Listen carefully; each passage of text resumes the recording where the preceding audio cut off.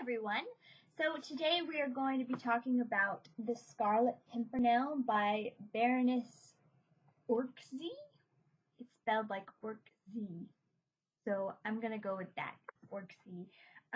It's a very good book, and I'm going to tell you why. So we start off with this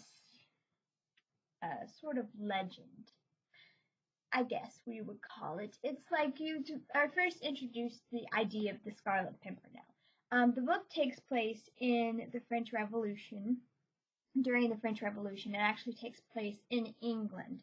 But the whole point is that there's this English person known as the Scarlet Pimpernel, and he has kind of like a group of people, and they go in and they save people who are about to be beheaded from the guillotine. Of course, we know French Revolution, there were a lot of people killed, and so there's this legend of the Scarlet Pimpernel who goes and saves all these people.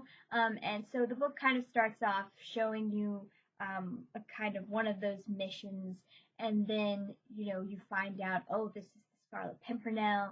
Like, everybody's super interested in the Scarlet Pimpernel, and nobody knows who he is. Nobody knows why he's doing all this, and so he's kind of a very wanted person, especially by the French government. But the government, I guess, of the time, I don't know how you would describe that.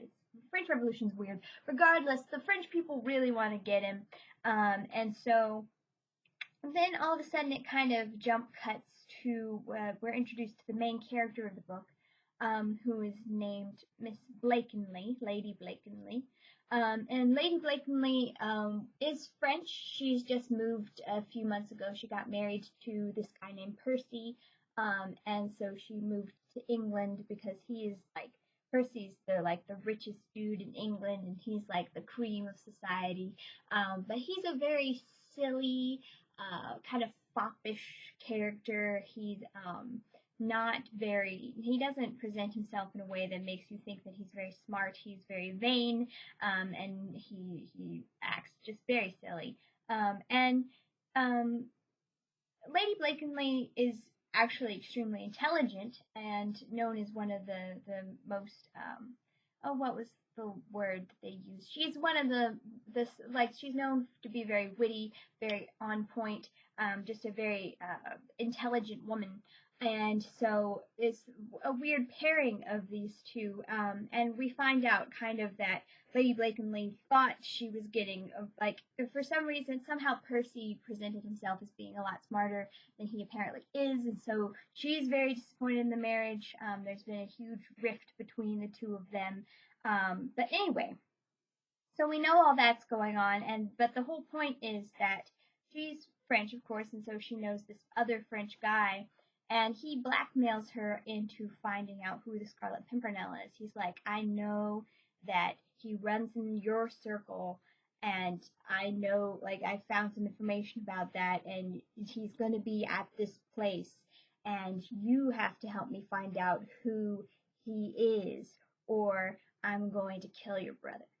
So anyway, Lady Blakeney is caught in this rock and hard place situation where she cares about her brother, but also she doesn't want to help find Scarlet Pimpernel because she doesn't want more people to die in France.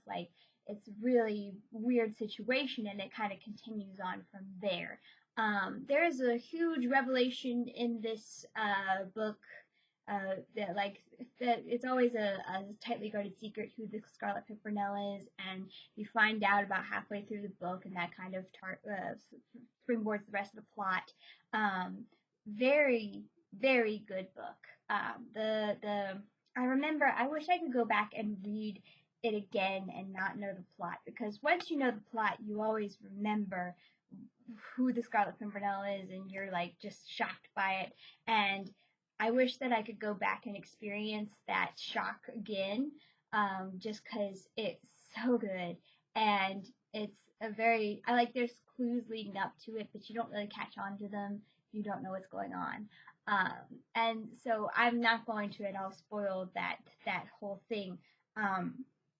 But it's on that revelation that the entire book turns, and it's just so good. There's so many, it's really cool that it's told from the viewpoint of this woman, and how she feels about everything. So it's not all about, men. It's like a lot of older books are. It's very much a woman-centric sort of book, but still very kind of actiony, and there's all this cool stuff going on and trying to figure out who the Scarlet Pimpernel is, and intrigue and drama and all that kind of stuff. It's just a really good book that I really enjoy. My only sort of critique of it would be that I think it could have benefited perhaps from a little more, a little more working on the world as a whole. I would have actually enjoyed more description of the rooms and that kind of stuff, just to kind of set us in the scene a little bit more. As you can see, it's a pretty small book, especially for its age, and so at the time their books tended to be a lot longer, and I think this one could have benefited from more stuff going on, maybe a little bit more lead up to the big reveal. Stuff like that would have been really nice. But overall, it's a really good book. The whole plot is amazing and excellently done, and I really enjoy it. And I wish I could tell you more of why, but I don't want to spoil anything for you. You should just read it. That's what you should do. You should go and read The Scarlet Pimpernel, because it's dang good. So the next book that we're reading is the first in the Alex Rider series, called Stormbreaker.